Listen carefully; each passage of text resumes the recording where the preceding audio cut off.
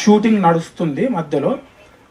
అన్న ఎంత ప్యాషనేట్గా ఉంటాడంటే మిడ్ నైట్ నాకు ఫోన్ చేసి పాటల గురించి, బ్యాక్గ్రౌండ్ స్కోర్ గురించి డిస్కస్ చేసేది. నన్ను ఊరికే అన్న రాన్న సరదాగా ఐస్ క్రీమ్ తిందాం రాని నైట్ 12 o'clock వచ్చి ఐస్ క్రీమ్కి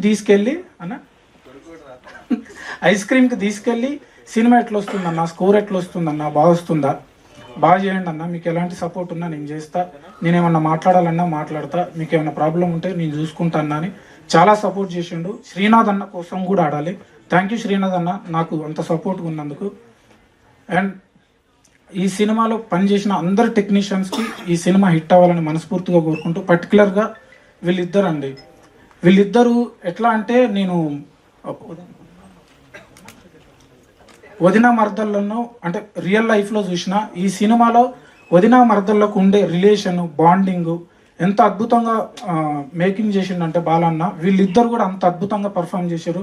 థ్యాంక్ యూ మ్యామ్, మీరు అంత బాగా పర్ఫామ్ చేయడం వల్ల మేము స్కోర్ బాగా చేయగలిగినాం. అండ్ కసిరెడ్డి అన్న సినిమా అంతా కసికసిగానే ఉంటాడు. ఒక ఫ్రెండ్ ఎంత సపోర్ట్గా ఉండాలో అంత సపోర్ట్గా ఉంటాడు. దీంట్లో నాకు సినిమా అంతా ఫ్లో తెలంగాణలో వెళ్తుంటుంది, అన్న ఆంధ్ర స్లాంగ్లో మాట్లాడుతుంటాడు. కొత్తగా అనిపించింది.